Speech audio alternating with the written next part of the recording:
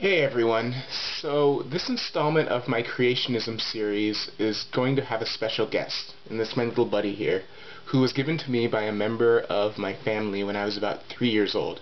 Now this stuffed animal has been sitting in my closet for years now. I can't even remember the last time I brought it out, but basically I brought it out for a reason. What is that? And I'm glad you asked. So there's an interesting problem with Young Earth Creationism that even an elementary school student should be able to be scientifically literate enough to ask. And that is basically something that, I haven't even heard a good creationist response to it, but the question is basically, how did the koala bear and the other marsupials get all the way from Mount Ararat, which is in Turkey, to Australia?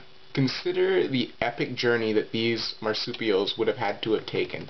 They would have had to have crossed the scorching deserts of the Middle East, the rugged mountains of the Indian subcontinent, including the Himalayas, the tallest mountain range in the world, the jungles of South Asia, then island hopped through the Philippines and Indonesia, and finally swam the rest of the way to Australia. And all this without a single eucalyptus tree anywhere on the route.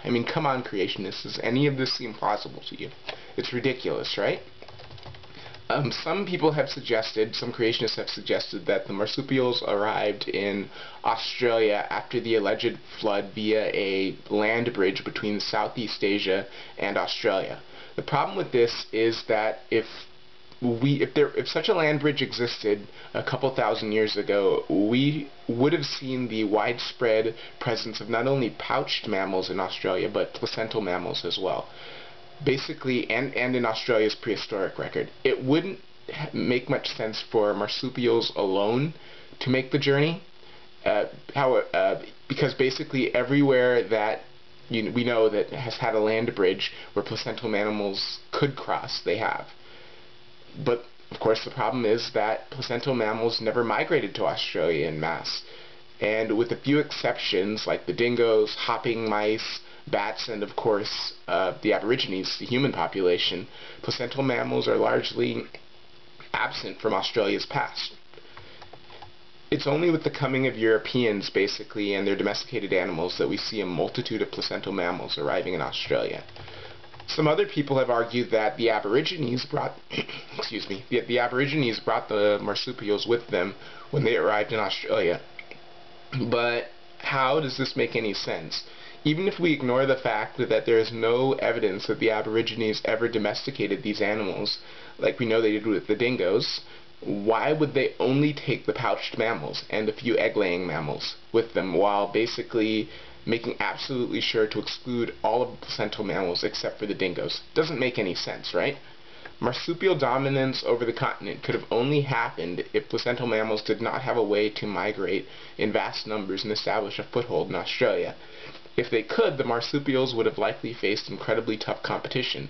An event like this seems to be what led to the extinction of South American marsupials once South America hooked up with North America. It's an event called, in geological terms, the Great American Interchange. But anyway, that's beside the point.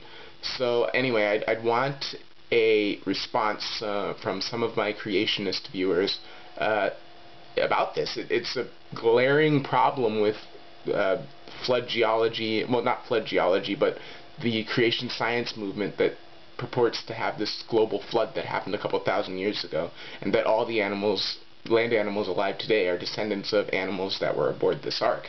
So it's a big problem, and I want to see it answered. How did the marsupials get to Australia? And hopefully I'll get something better than God did it, that classic creationist God did it answer.